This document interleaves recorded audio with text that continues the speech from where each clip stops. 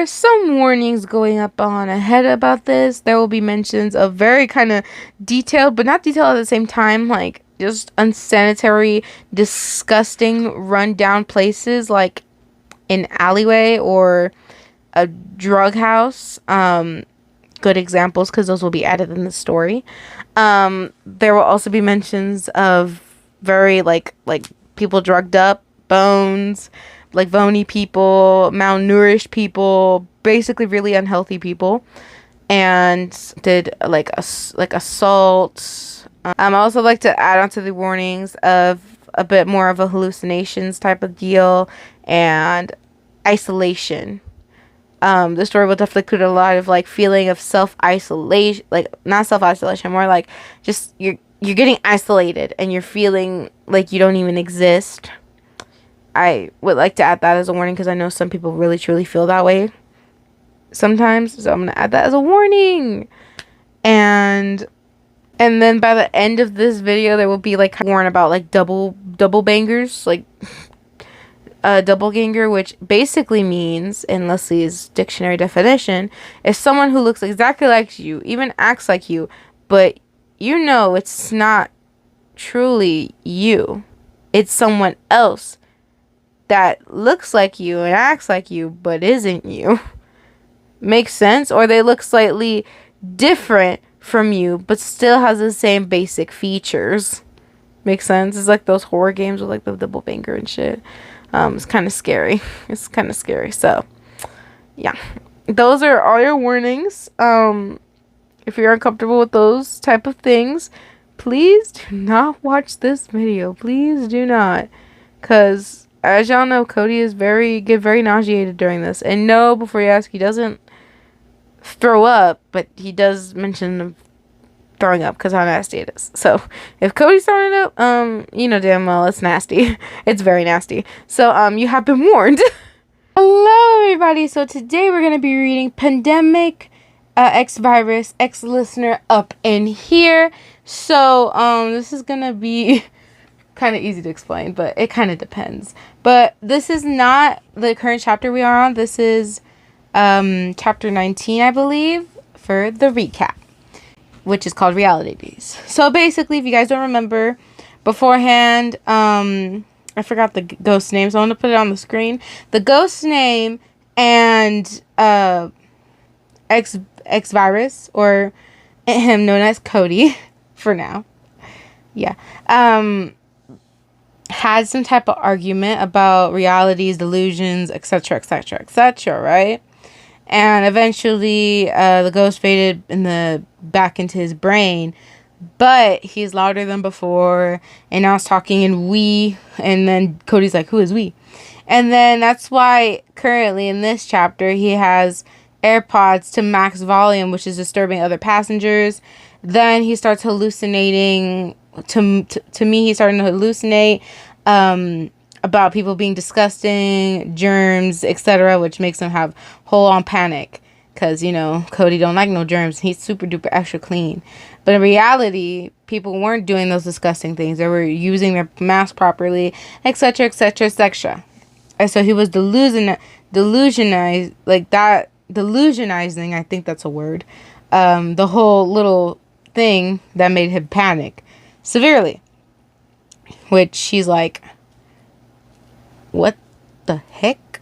Confused as hell, to be honest. He is confused. And after a little bit, he relaxes. Just a tinge, maybe. Just a tinge. Because honestly, it would not make me relax as well. Like, imagine. It's, And he's like, he's delusionizing all of that. Like, what, to the point where he believes it himself superficially. Like, it was kind of weird, all right? So, if you guys don't remember, we've gotten hints about his ghost. We literally saw the ghost, or at first I called it a ghost, but now I'm thinking of him more of as a realistic delusion that has been, you know, so long with him to the point where he's becoming real in his own mind, which is kind of complex and psychological and etc., etc., etc.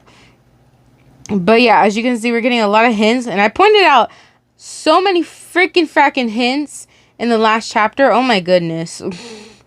And maybe even before that, I'm not too sure, but I pointed out a lot of hints about certain things that could hint at to who we truly are. Because as far as we know, we're a college student learning certain things to become. I so much forgot, but you guys can go back and look back through the old history of chapters we've read to remember those certain details. But we're a college student, and we were and how we met Cody officially met him, like said, hey, this is, you want to hang out, not in Cody's POV, but in our POV, we actually met where we could get ice cream on campus and something like that. So before that, they actually met on multiple occasions way beforehand. So that's, we know much more than that, but I'm gonna keep it simple like that because there's a lot. And then basically, this is him panicking about it. And he was confused of what the hell was real. What the hell was real, right? So here is whenever we go to our POV. This is when it gets even more confusing. Before it gets on our POV, we texted Cody, but here's why. The reason we did. So in our POV, Jossie had left to go to the police station. And earlier chapter, we were like, why didn't the police station call me? Because as you guys remember, the police station is supposed to call everyone that was on scene. And everyone definitely saw you there. But the only one that didn't get a call from the police is you. Which is kind of confusing. Then as you get worried, you look through your phone. And you realize you only have, like, first you realize that you have no socials. Like, your socials doesn't even exist.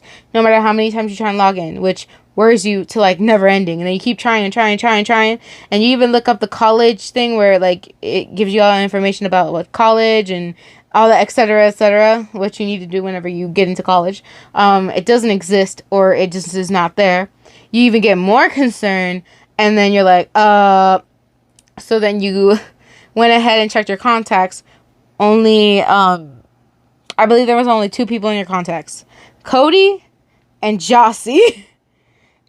And you were super confused. You were super duper confused. And you were concerned. You were like, what the heck is wrong? Why is nobody, you know what I'm saying? You were concerned. And here's like a specific detail, like everyone else, the friends you made, acquaintance you had, and past lovers, gone. No history. So I also made as a hint, because to me, it's like a hint. You know what I'm saying? And literally, this was also a clue as well to me. In fact, it was at this point that you wouldn't even remember their names. Their faces were blurry and they seemed far, far away from reality now. And then it was almost as if the only people that remained within your physical realm was Jossie and Cody. That's also a hint. I don't know what actually happens, but that's a hint. You know what I'm saying? And then all of a sudden you get deja vu or something like that says, I should probably text Cody. I feel like he's in trouble. And you literally texted him and you were correct. And he was like, Ryan, I'm glad to hear from you. So we're getting some hints on who exactly the heck we are and what the heck is going on. I asked you guys if you had some theories about that, I believe. And there's a lot to say. There's definitely a lot to say about how we could be a whole ass ghost from another reality. We could be someone else that entered a different reality or something like that. Because we've met him on multiple occasions, but it's almost as if we never seen him in our lives before. You know what I'm saying? We never seen him in our lives, which confuses me drastically. I'm like, weird, right? Weird. Anyways, we're in chapter 20, Figures. Why did I say that so wrong? Anyway, during the painfully long and uncomfortable bus ride, Cody had spent the majority of his time texting YN. That seemed to be just about the only thing that managed to calm him down and keep his attention off of all the germs that he just knew was circulating around his space. They talked about anything and everything, and through their conversation, Cody was able to work on his breathing and slow his heart rate back down to a manageable level. He was also comfortable to know that 17 did not even bother him once. Not while he was talking to her. It was almost to the point where he was comfortable to enough to pull down his mask and eat some of the snacks he had packed. For it was a long bus ride and he inevitably grew hungry. Almost enough, yet not quite there. And he never found himself able to muster up the courage necessary for such an exposure to the risk of the disease. Therefore, he sucked up his hunger and took it in stride. He was used to such resistance to hunger pains anyway. No thanks to that horrid individual that would soon become his next subject. Finally, at the few minutes past 4 in the morning, the bus pulled up to the curb in the center of the neighboring city. The unmistakable sound of the bus being put into park sizzled into the early morning air, and Cody felt the weight of the bus shift around unpleasantly as people began to disembark and luggage started to be unloaded. Sighing and letting out a lengthy stretch, Cody waited a bit impatiently as the other passengers fled off one by one. Not wishing to get himself tangled up in the crowd of people who foolishly packed themselves tightly together in a line as they waited to get off, Cody continued to wait even though his patience had just about dried up and he was now fidgeting uncontrollably in his seat. His right leg bounced persistently, and he started to drum out a seemingly random beat on his knees in an effort to relieve the pins and needles sensation that crawled under the few layers of his skin. Why couldn't these people just hurry up and get off the damn bus? After what seemed like ages, the retreating back of the last person besides himself disappeared down the stairs and out of the exit. Only then did Cody finally launch himself upwards from the seat that he had spent the last excruciatingly long 8 hours in, only to forget just how low the ceiling above his seat was, whacking the top of his head rather harshly on the ceiling. Cody let out a few choice words and scowled grumpily as he rubbed the top of his head. In the back of his mind, 17 snickered at his pain and misfortune. Cody wondered if he would just apologize to 17. He would stop with the constant harassment. Green eyes narrowing, he viciously shook his head in order to clear those thoughts and attempting to ignore the pounding sensation due to the small hit that he had just taken to the head. 17 wasn't real. Cody didn't need to apologize for anything, for there was nothing to apologize for. He might as well apologize to thin air, as that was all that 17 was. 17 wasn't real. 17 wasn't real. 17 wasn't...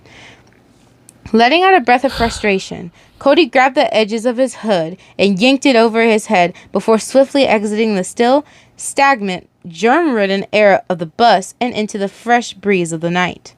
The atmosphere was cool and crisp tonight, with the final heat of summer finally burning off in order to welcome the freshening coming of the changing season. It was revealing to know that he wouldn't be sweating in his sweatshirt tonight. He had spent the past 5 or so months sweating profusely in his heavy clothes, and was happy to know that his attire finally matched the season. Swinging his backpack over his shoulder, Cody stuffed his hands deep into the pockets of his jeans as he finally began to silently head down the city streets, walking in a slightly hunched-over fashion.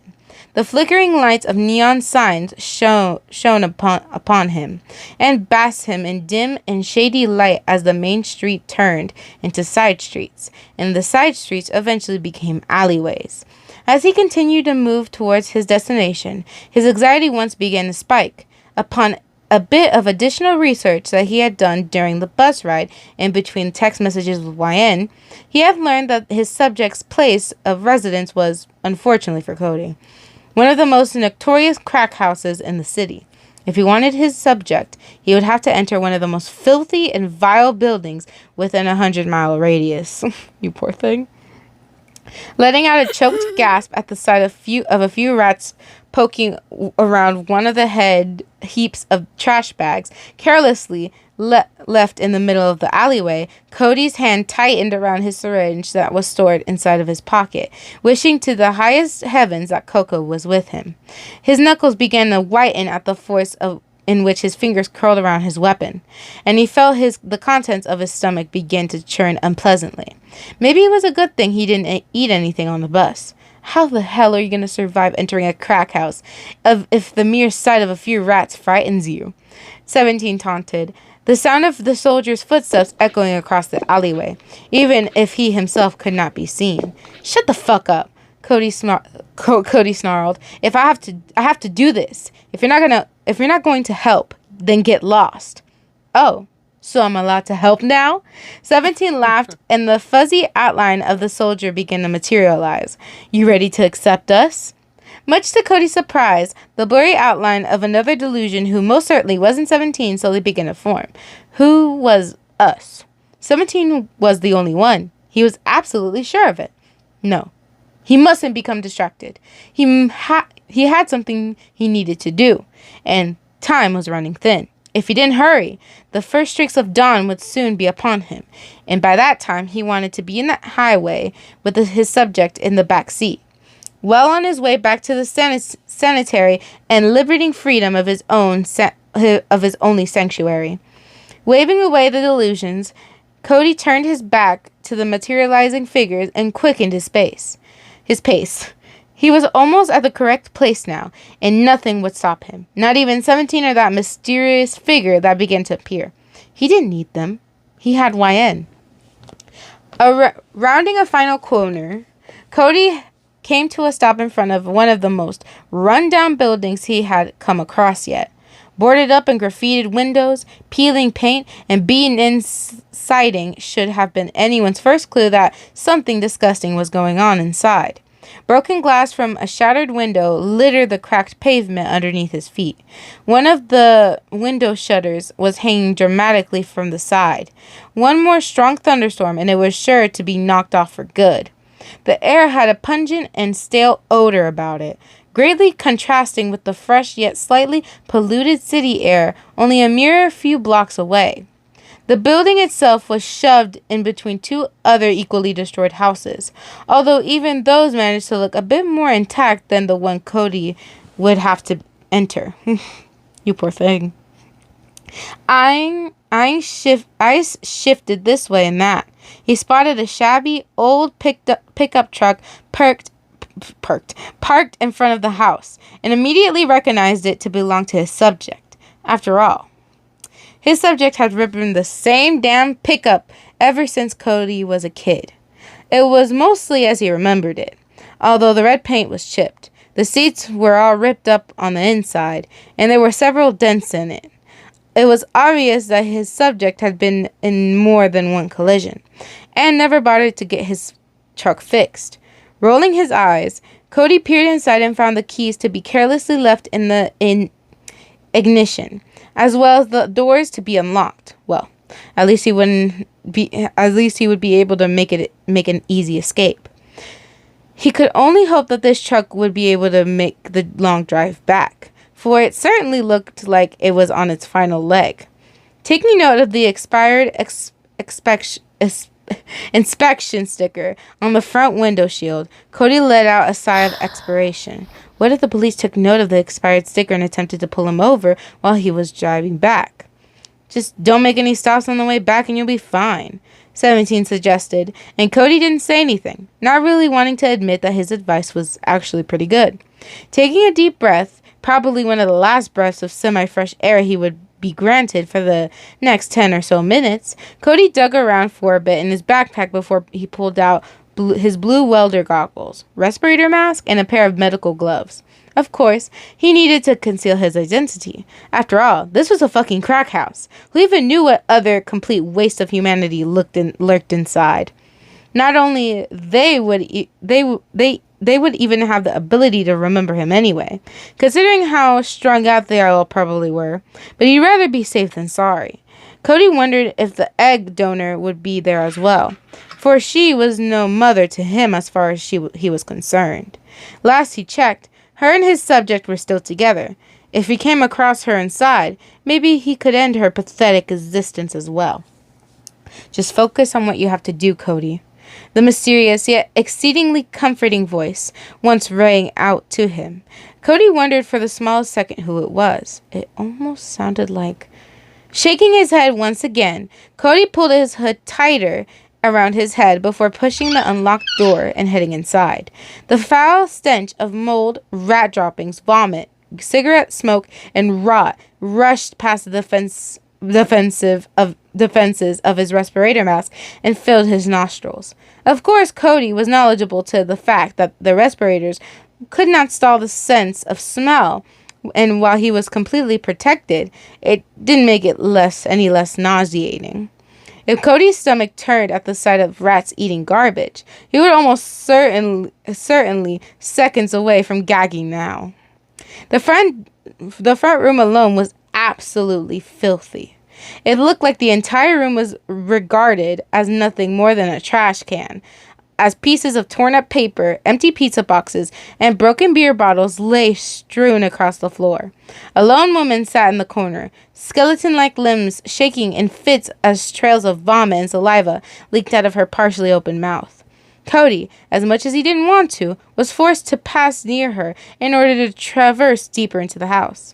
As he did, the woman immediately reached out towards him and grabbed at his pant leg, causing Cody to jump a foot away out of his skin as her yellowed and flaky fingertips brushed against the fabric of his clothes. She muttered something completely incoherent before her jabbled words morphed into humorless, detached, mechanical laughter. Letting out a noise of absolute disgust, Cody shook her off, and the woman fell over in a heap at the force of Cody's kick, only continuing her disturbing guffos. Making a mental note to burn this pair of pants once he returned home, Cody continued forward. Down an equally dirty hallway he went, thankfully not meeting anyone else this time. Now came the unpleasant part of searching the rooms for his subject. Each door he opened equated to gag reflex triggering results. Of course, none of the rooms had furniture in them. In one room, a rather large and sweaty man with gauges in his ears and no hair attempted to corner him in the pursuit of more drug money. But it was all too easy for Cody to slip under his arm and lose his advances within the shadows of the house. In another room, Cody opened the door only to quickly close it again in disgust. For inside the room, on a damp and foul mattress, in the middle of the floor lay a couple who were busy getting on with fulfilling their sexual desires. Another drugged-up woman tried to sexually assault him, and a muscular guy attempted to beat him up as he was convinced that Cody was there to rob him. It wasn't very difficult for Cody to evade all of these unpleasant advances of the repulsive dwellers of the house. But as brave as he'd like to consider himself to be, he just did not have the guts to open the door to the bathroom. I wouldn't either. Just then, Cody thought he could take no more. He finally came across success. For in the final door that he had opened, the door that led to the master bedroom, he came across the very reason why he had entered the sickening hell on earth to begin with. There sat the thing that Cody hated more than no other, on a broken bed frame with a barren mattress. Its brown hair was matted with sweat and grime, and it was evident that it hadn't even bothered to take a shower for days, maybe even weeks. It was shirtless, with just about every bone in its body protruding grotesquely. It was obvious that the thing was more concerned with spending all available cash on drugs instead of food. Cody stood in the doorway for a second and simply stared. He knew that this thing was doomed for a pathetic and unhealthy life of addiction, but damn, it had really gone downhill since the last time Cody saw it. Hey. The thing grunted as it stuck a syringe into its veins, filled with what was most likely heroin. If you're here for drugs, then get the fuck out. I don't have none to give you. I don't need your drugs, Cody responded, and the thing's diluted blue eyes turned on him in shock at the sound of his voice. Cody pulled out a syringe out of his pocket and twirled it skillfully in between his fingers. I've got my own. This chapter is so nasty. Yes, very much agreed, author. Very much agreed. Very much agreed. Very nasty. But I'm happy it's not like descriptive, and I'm glad we didn't enter the bathroom. For God's sake, bro, I bet that bathroom. Oh no, bro. Oh no, I would be scared to enter the bathroom, terrified even to enter that damn bathroom, bro. There's a. I know damn well he was smart enough not to enter that bathroom. I wouldn't have either. I wouldn't have. Okay. Chapter 21. Disappearances. Ooh, ooh. Eventually giving up on trying to figure out exactly why all of your internet history and text conversation had mysteriously vanished, you returned your attention and worries back to Jossie. It was now nearing rather late in the evening, and even though you had attempted to text and call her at least several times at this point, she had yet to respond or even read your messages. You wondered if she was still caught up at the police station, and exactly how long they would extend this questioning. Did they really think her to be that suspicious? Your phone buzzed again in your pocket as you moved about your dorm room, and your heart skipped a beat at the sensation.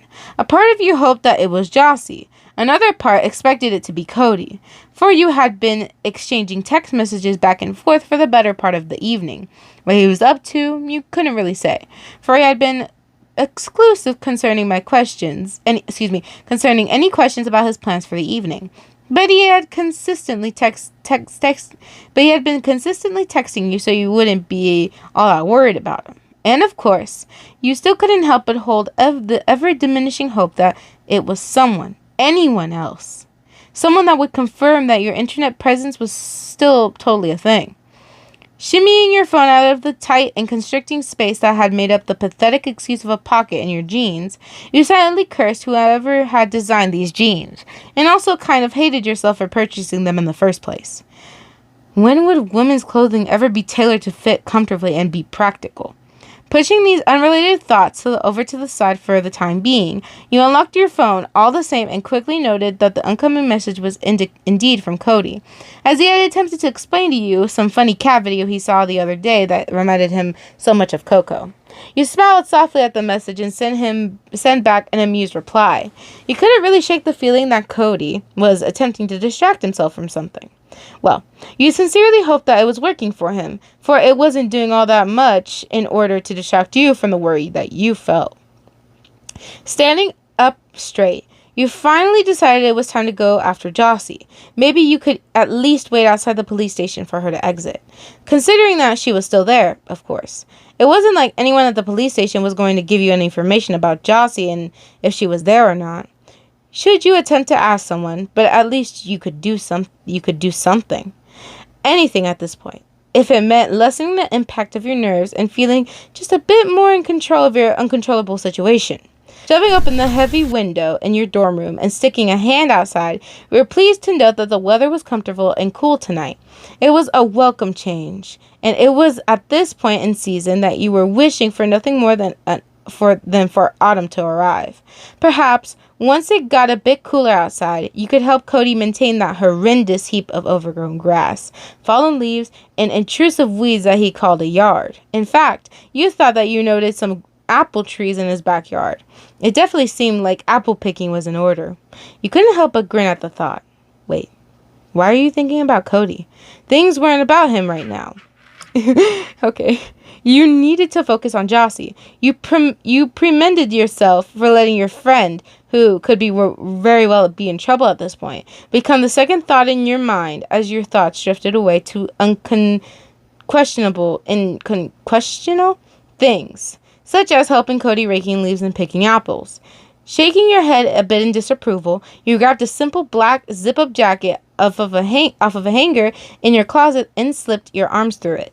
Exiting your dorm room, you stuffed your hands deep inside your pockets and began to take a short walk that would lead you to the edge of campus, out into the little college town beyond, and towards the police station. You met no one during your walk, and the wind picked up just a bit, causing you to pull your jacket tighter around your neck and put up your hood. This reminded you of after your encounter with Damien in that alleyway, the way Cody had put his jacket around you and pulled the hood over your head before loosening his arm around you and drawing you close. Looping his arm around you and drawing you close. The way he did not let you go. Not even once. It allowed you to curl into his scrawny frame. The way you felt so safe, protected, and calm in his arm. And how warm he was. In fact, he was so warm that he drastically contrasted with the neutral temperature that emitted from your skin now. Almost as there was no heat there, yet no chilling either. It was a particular feeling indeed, and it made you wish that Cody was with you now. You couldn't help but shudder and eternally berate yourself again. This isn't about Cody right now.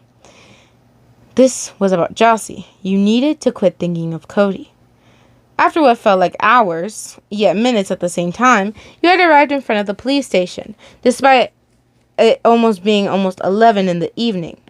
The street that surrounded the police station was lit up brightly and warmly, boldly announcing to anyone that they were to come into its presence that this was an important place.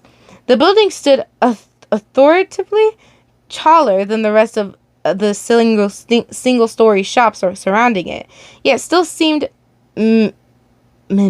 minuscule in comparison to the high-rise apartment buildings that loomed over it. The stone bricks that made up the building were strong and imposing, with the words Buxton Police Department violently strewn across the front of the building atop of the double doors that served as the entrance. You highly doubted that you would allow yourself to enter at a time like this unless it was an absolute emergency. Yet imagined that you would look rather suspicious to be loitering outside of the building. Be as it may, no one questioned you as you waited outside for Jossie to come out.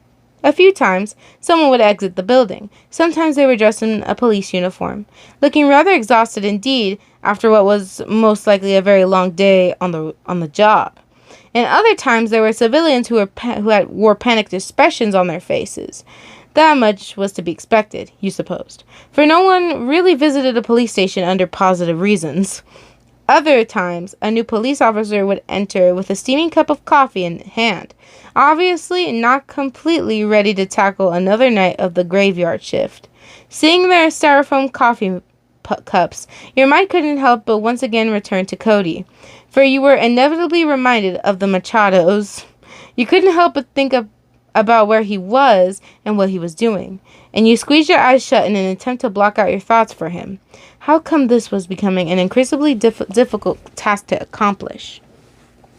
Just as you were about to turn around and call it a night, the double doors up to the police station swung open once again, and at long last, Jossie had emerged, letting out a deep and obviously drained sounding sigh. She ran a hand through her wavy hair before reaching up to tenderly massage her temples with the tips of her fingers. It was evident that she had gone through a rough time.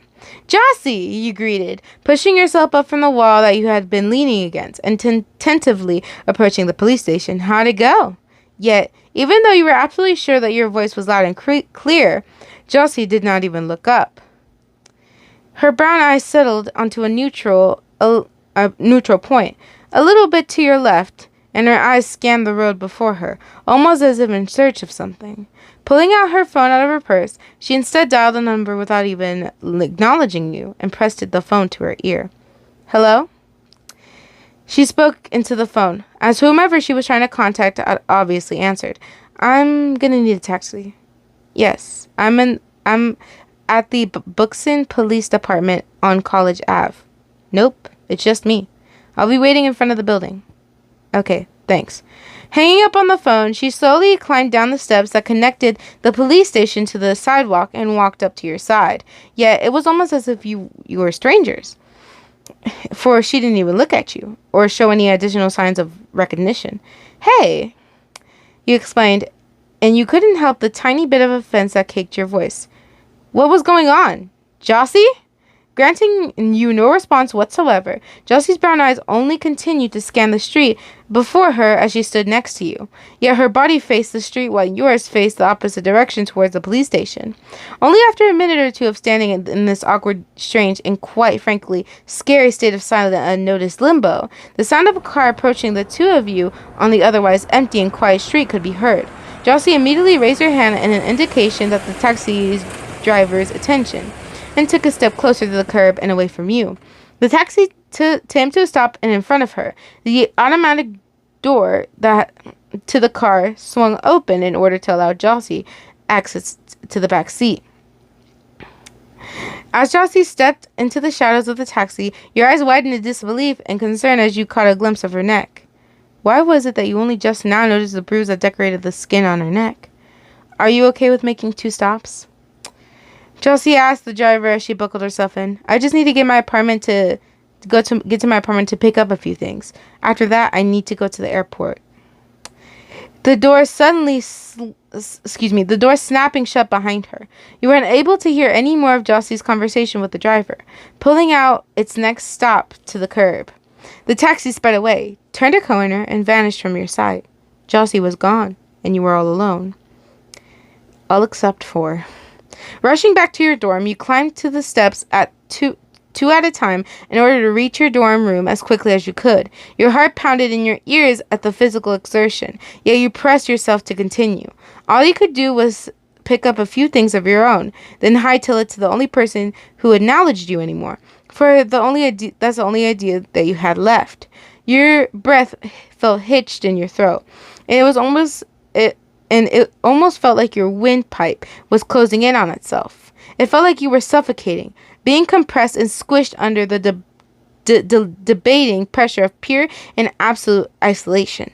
Skidding to a stop right before you ran into the door of your room, you attempted to turn the knob and let yourself in, only to find out the door was locked. Eyes widening in alarm, you searched your pockets for your keys, only to come up with no results. You cursed in exasperation. You were absolutely positive that you had put your keys in your pocket, for that's where you had always placed them. That has been your habit ever since you started living in the dorm room in your freshman year, and it had yet to fail you. You knew it was exceptionally unlikely for the key to just fall out due to the tightness of your pockets in the first place. It was almost as if your keys had vanished. As ridiculous as that sounded, locking you out of your dorm room forever. It wasn't like you could go to your university's housing department and request a new key either. After all was said and done, no record of you as a student exists. Turning around in a panic, you did the other thing you could think of. Whipping out your phone and scrabbling to unlock it, you scrolled down through your messages and barely even signatured the fact that Cody's message history was now only one left. Pressing the call button and attempting to keep your breath under control through your panic and physical activity as you once again darted out of the dorm building and that was no longer yours. You shoved the phone to your ear. The phone on Cody's end rang and rang until you could listen to the persistent and never-ending ringing sound no longer.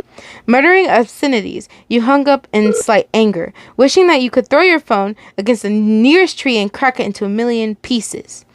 Slowing down to a jog, it was rather curious that you remembered the exact path to Cody's house. You had only been there once, yet it was all too easy to navigate through the streets and remember the way to get there, even knowing a shortcut that was probably unknown to most dwellers of this area. Strangely enough, why was it that you knew that the quickest way to Cody's house was through the hedge that separated one house from a side street, and that the elderly had lived there didn't even mind you cutting through her yard? How come you were just suddenly aware of the house that had led a notoriously nasty dog, and you should say far away from the fence of that particular house? No one ever told you this information before. It suddenly became knowledge available to you in your brain. Obvious knowledge that just seemed like second nature at this point. Strange. Rounding another corner, Cody's house finally came into view. In fact, as soon as you saw it, you felt an overwhelming sense of comfort, relief, and consolation, right? Almost as if you were arriving to the place that you were supposed to be. It was like you were returning home after a long, challenging, and mentally trying expedition. It was comparable to the moment of tranquility and bliss as you felt when you woke up in Cody's arms. Only that every morning, it was the feeling that despite all of what had happened, everything would be okay. It was like you needed to be there. For some reason, you didn't even feel the need to knock on the door. Twisting the doorknob, the door swung open on the first try.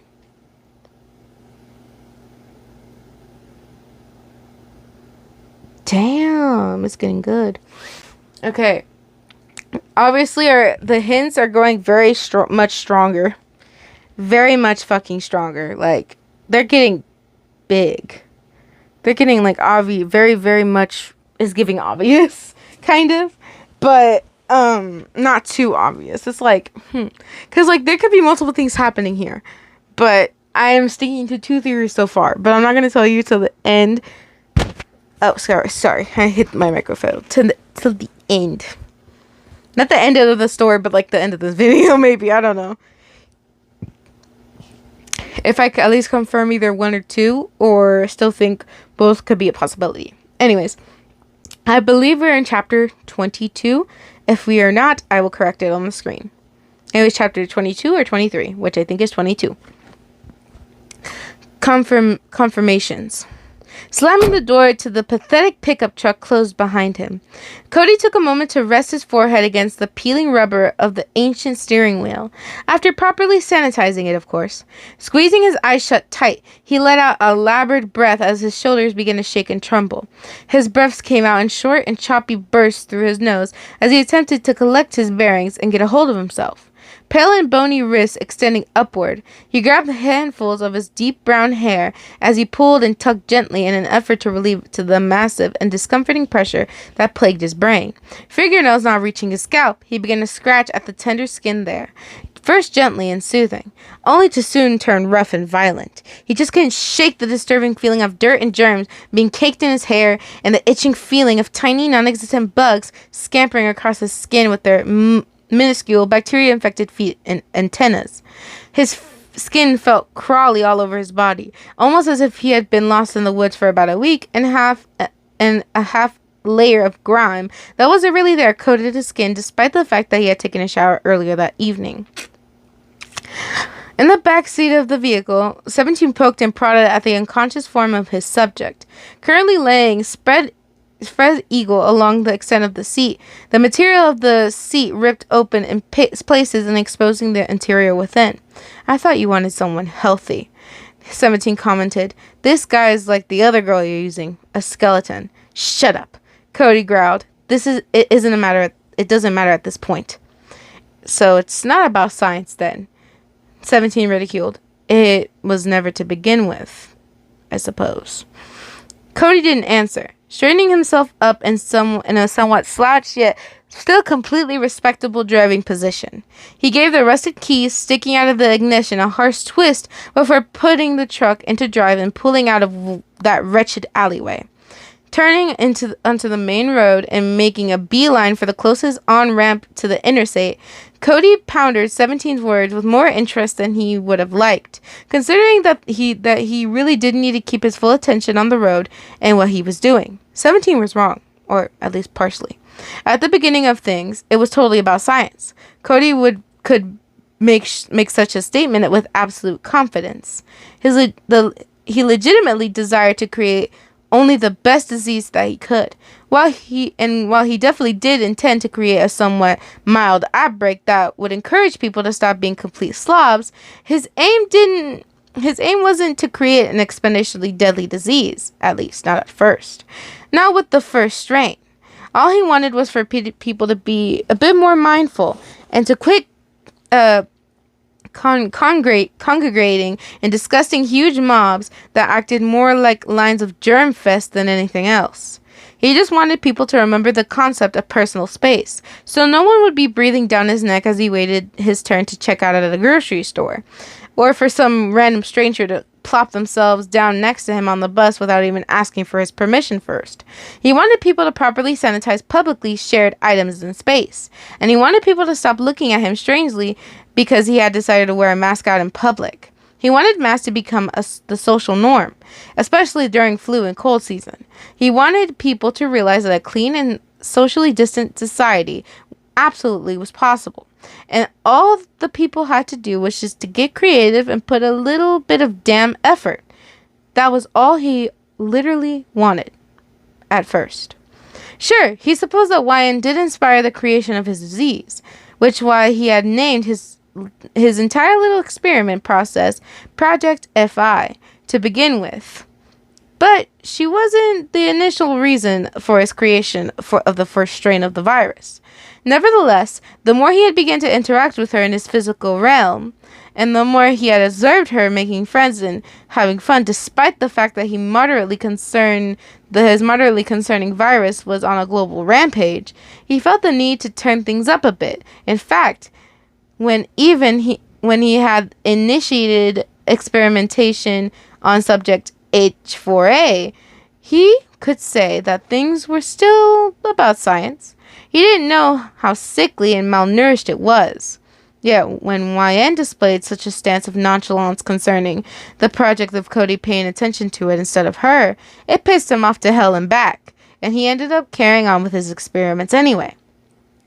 "I guess you're right," Cody commented quietly, merging into the highway and picking up speed, being extra careful to mind the speed limit and not to go over by even 5 miles. The last thing he needed was to be pulled over. "Huh?" 17 asked in surprise, climbing his way into the passenger seat next to Cody. "God, that guy's nasty. When do you think he last showered?" "I don't care to know." Cody humored 17 with the conversation through gritted teeth, and the soldier's outline grew all the more solid and realistic as Cody continued to speak. "Anyway, I'll say it again even though you know how much I hate admitting when you're right." 17 smirked. Cody sent him a side-eye glance and resisted the urge to do a double take, as he was currently driving. How come 17 looked significantly older? A light stubble had appeared across his more defined and masculine-looking jawline, and his face in general had lost a significant amount of baby fat and had thinned out. His once long blonde hair, which he had often tied into a ponytail, was now shorter and settled loosely around his ears, although his bangs still fell a bit into his gray eyes. He had now taken on the appearance of a young man, maybe a year older than Cody, maybe a year younger. Either way, he had morphed into exactly what Cody needed, someone a bit more mature and easy to relate to, yet the sarcastic voice of reason that helped Cody understand himself and his motives. "It's not really about science anymore, is it?" Cody mused, "But that's okay, Cody." 17 reassured, "No one will miss that thing." He jutted his thumb in the direction of the back seat, where his new subject H4B, was laying. "Sure. It's not the healthiest thing in the world, so just speculate on the results of your experiment and account for the fact that this thing would probably die just a bit more easier than a healthy human would. Probably not the most scientific way to go about it, but I'm sure that the revenge would feel pretty damn good." Cody let out a little laugh as he merged into the passing lane in an attempt to get in front of the truck that was driving in front of him. "When do you think I should move it into the isolation room?" Cody questioned. "It'll be broad daylight by the time we get back." "Might be best to wait until night to come around again," 17 answered with a roll of his eyes. "You should know how nosy that soccer mom lives across the street can get." "Good idea," Cody acknowledged. "I'll just give it a few more doses of keratin as needed throughout the day to make sure it stays where it's supposed to stay." Period. Anyways, after letting yourself into Cody's house, you proceeded to call out to him persistently. When no one answered to you, you looked in every room, only to find them vacant. The door that you had assumed to lead to the basement was locked. While the front door had miraculously opened for you, the basement door remained stubbornly shut tight. You had knocked on the door a few times and even attempted to take a listen, yet no movement or noise greeted your ears, so you assumed that the room would be empty as well. You wondered where he was and what he was doing, and you were a bit scared that he had disappeared too, although it was comforting to note that Coco was still roaming about, which gave you a confirmation that Cody would still most likely be back soon. You had noted how much Cody seemed to care for the kitten, and couldn't even begin to imagine how he would leave the cat unattended for long. Therefore, you waited patiently as you could for Cody to return, which was not all that patient if you had to be honest.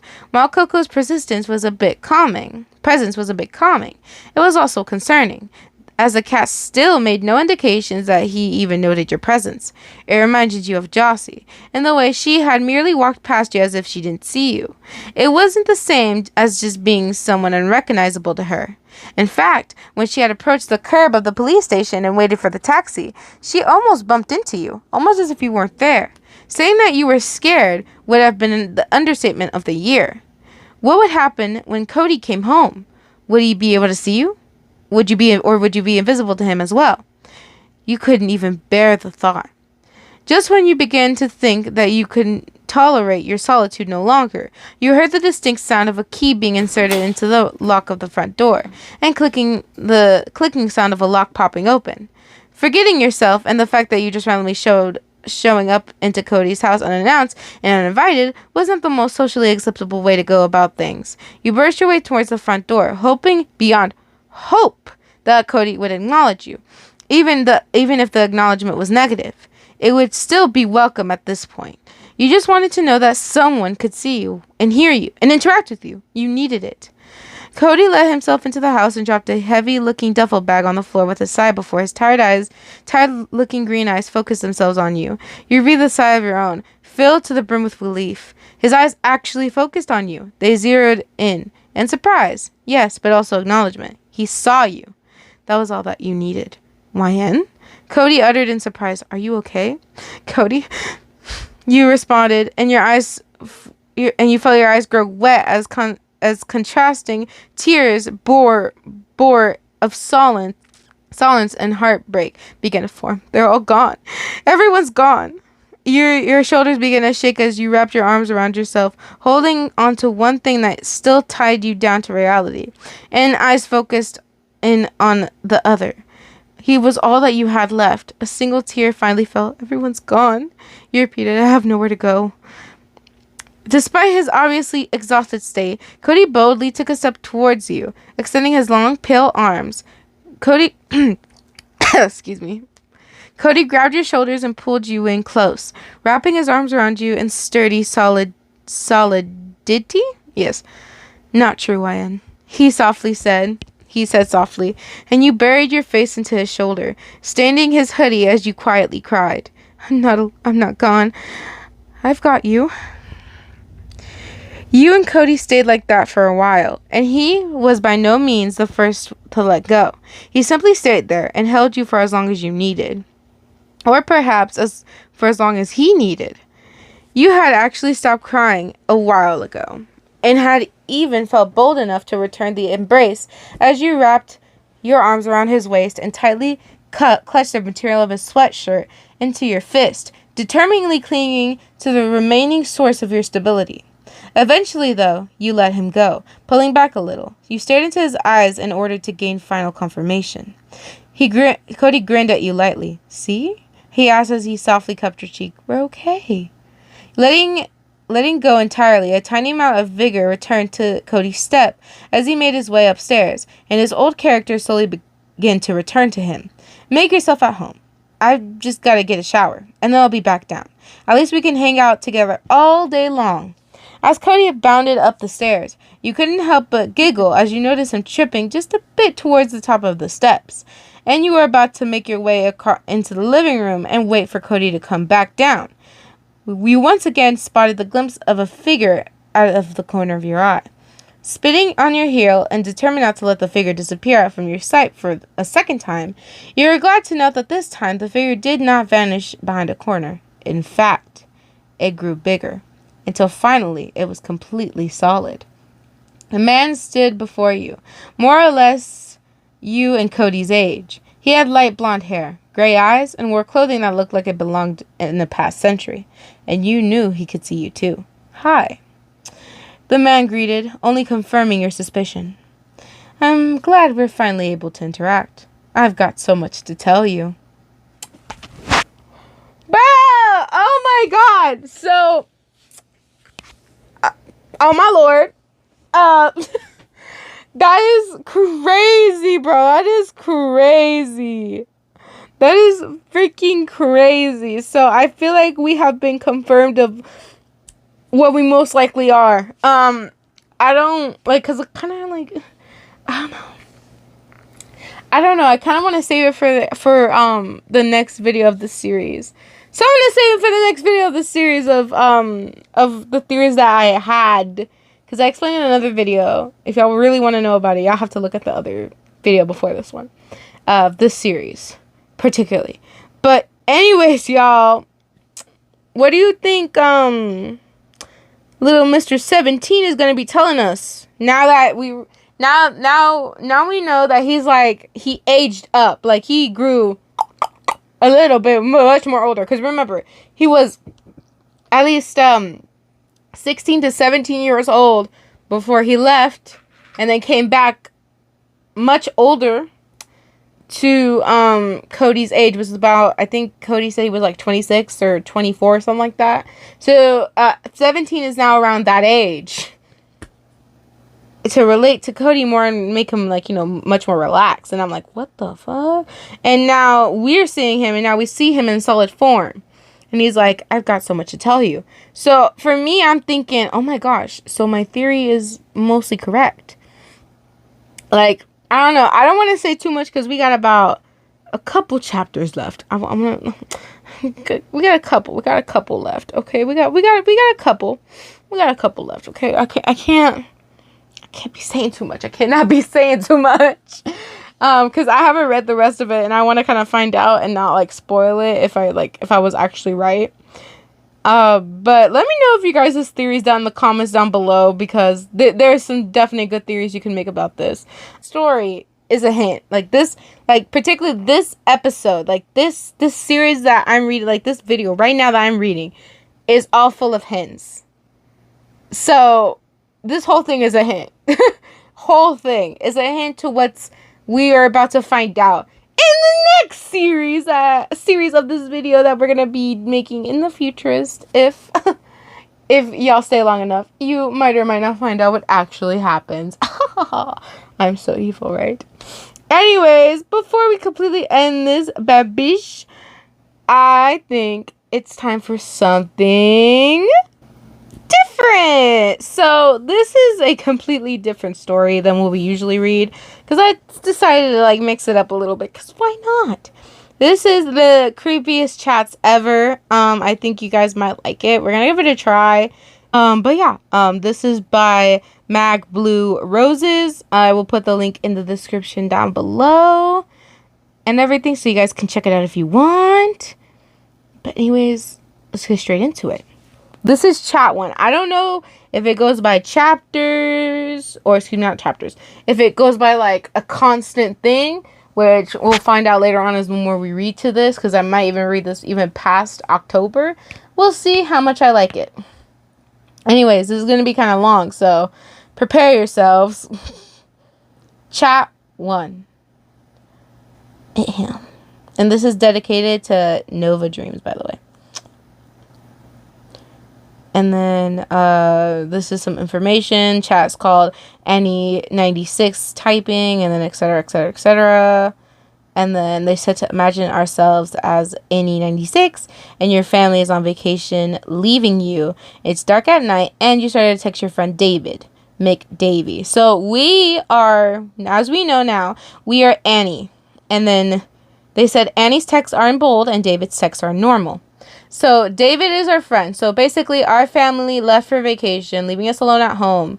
It's in the middle of the night. We started texting our friend David, and we're Annie. So we're Annie, and then they're McDavie. So before you get all confused and stuff, because trust me, I would get confused too. Annie96, you asleep? Davy, no, you're not either. 96. Can't. It's the wind. Sounds like cats fighting. What's your excuse? McDavie. Studying. Annie 96. So, what they call porn now. McDavie. Annie, what the fuck? Annie 96. Not denying it. McDavie is typing. McDavie. I still can't believe what Johnny did today. 96. Me neither. That boy has issues. 96. What the fuck? The wind's so loud. That doesn't seem normal. Lol. McDavie. No wind over here. Just rain. 96. Lucky you. I need my beauty sleep. McDavie, damn right you do. 96, what? You mean I look? 96, shit, I think I heard footsteps on the gravel outside. McDavie, get your crazy dad to check it out. 96, I'm home alone. The fam are on holiday, remember? I told you this. McDavie, really? Till when? We should hang out. 96, they really sounded like footsteps, but there's something odd about them. I should look out the window, but my bed is so warm. McDavie, you sure you want to look out the window when you're alone? What if there really is someone there in your garden looking up at you? Annie 96, not funny, David. McDavie, wow, chill. I'm sure it's nothing. 96, gonna check. Be right back. McDavie, if there's something strange in your neighborhood, McDavie, who are you gonna call? Annie 96 is typing. 96, David, there's someone in the garden. Davey, really? 96, yes, I can see a man's back. McDavie, what is he doing? Annie is typing. 96, he's looking for something on his hands and knees and in the bushes. McDavie is typing. McDavie, he must be high, probably looking for his drugs. 96, David, this is serious. What should I do? McDavie, nothing. He'll probably go away by himself. Annie 96, oh my God, now he's digging with his bare hands. He's ruining the garden. Annie 96, shit, he's turning around. McDavie, what does he look like? Annie 96 is typing. Annie 96, David, what the fuck? This isn't funny. McDavid, what? Annie 96, how are you doing that? McDavie, what are you talking about? Annie 96 typing.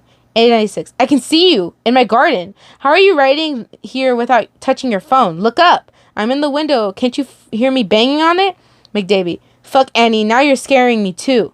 I'm definitely not in your garden. That's not me. Annie 96, stop playing around. I can see your face and you're wearing that stupid football jacket you're so proud of. And McDavie is typing. McDavie, it must be someone who looks like me.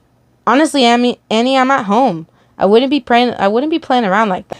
Annie 96, it has to be a friend of yours, David, playing a sick prank. How else would he be wearing your jacket? McDavie, there's loads of jackets like that. My friends don't look anything like me. You just have me on your mind. Annie 96, he's digging again. Annie 96, just fucking leave already. And McDavie, Annie, do you have a gun in your house? Annie 96 is typing. Annie 96, don't be stupid, David. I couldn't shoot anyone. McDavie, you don't have to use it. Just show what you're carrying. Annie 96 is typing. Annie 96, doesn't that jacket have your name on the back? McDavie's typing. Yeah, the team all got one with their name on it. Annie 96, I can see your fucking name. McDavie, what? Annie 96, what the hell is this, David? McDavie is typing. McDavie, Annie, jacket's in my closet. Annie 96, fuck, he's seen me. Annie 96, why is he smiling like that? Annie 96, he's coming! McDavie, call the cops. Annie, pick up. And McDavie's typing. McDavie, I called the cops. Told them there is a break-in attempt at your place. They said they're on their way, and it'll take about half an hour. McDavie, Annie, are you there? Annie 96 is typing. Annie 96, it's in the house. Can't talk, I have to be quiet. Lights off. I'm in the closet with a knife. Hard to type, shaking too much. McDavie, fuck, hang in there. Annie, the police will be there in 20 minutes. Do you know where he is? Annie 96, it, not he. The look it had when it saw me, David. No person could look like that. McDavie, Jesus Christ, does it know where you are? Annie 96, no. I grabbed the knife when I saw it running towards the house, and then I got in the closet when I heard it breaking in. McDavie, okay, good, you'll be fine. A druggie doesn't have the brains to find someone hiding in the closet. The police will be there soon. Annie 96, oh God, it's calling out to me. It doesn't look like you, David. It doesn't sound like you, David. Its voice is so deep, filling the house, filling my head. McDavie, what is it saying? Annie 96 is typing. Annie 96, come out, Annie. I just want to look at you. It keeps repeating that over and over. Annie 96 is typing. Have I gone mad, David? Is this what it feels like? McDavie, just 10 more minutes, Annie. Keep it together. You are so strong. You will get through this. Annie 96, it's coming up the stairs, but so slowly, irregular steps. Annie 96, what does it look like you, David? Why you? McDavie, I don't know, Annie. Please believe me. Annie 96, can you make it stop? Please make it stop. McDavie, I would if I could, I promise you. Annie 96, it's at the end of the hall. Annie 96, David, I didn't say anything to my parents when they left. I was listening to music. Is that the last time I see them? McDavie, Annie? Annie 96 is typing. Annie 96. This has something to do with you, David. Only you can make it stop. Think fast. McDavie, I don't know, Annie. God, please. Annie 96, please. McDavie's typing. It might be because I think about you so much. I think about you all the time. Annie 96 is typing. So stop. McDavie, I don't know how. Annie 96, it's scraping something on the walls. The walls getting closer. Please, David.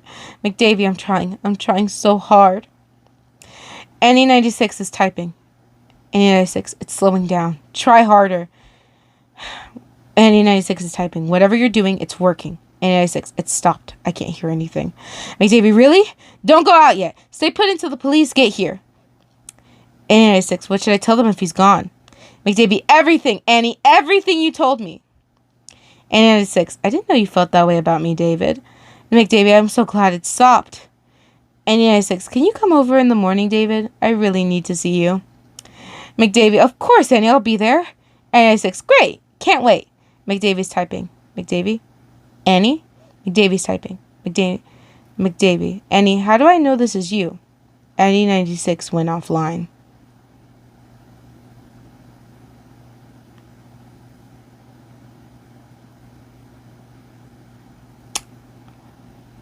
Oh, shit.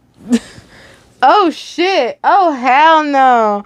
Oh, hell no. This, I call the police myself, the machete, and I'm out of here. Oh, hell no. This is scary right here. Oh, no. Oh, no, honey. So, what do you guys think happened to Andy 96? Do you think she died? Do you think she got kidnapped? Do you think she got taken to a different reality? Let me know in the comments down below. But we're gonna read a couple comments because people obviously commented it. So first comment I see that's kind of funny. At least go and check on her yourself, stupid bitch. I know damn well if I was McDavie, what the hell his name is, I would not go check on her. Oh hell no. That's what the cops are for, right? That's what the cops are for. I think it's a skinwalker dressed as David. Oh, you know what? That actually is a good theory. Yeah, that is a good theory. And why it sounds so different. Or maybe it's a double banger. That is true. Let me see. Wow. Thanks, Gojo Saturo _love, but thanks, bro. You look like your mom. Oh wow, thanks, bro. Thanks, bro. This feels so much, makes me feel so much better, bro. Hold on, let me quickly go check if the chat 2 is part 2. I'm not sure. I doubt it though. Okay, y'all, so I just checked, and no, it's not. It's a completely different thing, so I apologize for it, you know. I really thought about it, but no, I was wrong. Anywho, I do hope you guys did enjoy this and the creepy chat, because I honestly really liked it, especially the first time I read it. I'm like, damn, that's actually really good. And oh my goodness, it's kind of scary. Like, I'm like, oh no, honey, oh no, I'd be terrified. You know what I mean? Guess what? Terrified. Anyways, I do hope you guys did enjoy this. Like, subscribe, and hit that notification bell for more amazing videos, guys. Obviously, this will be in the link down in the description every time I read it, or if I read 100 short scary stories, because sometimes we'll be switching it up depending on how I feel, and I honestly really like these chats for now. So we'll see. It's like one at a time, honey. One at a time. Anyways, I'll see you guys later. Bye and peace.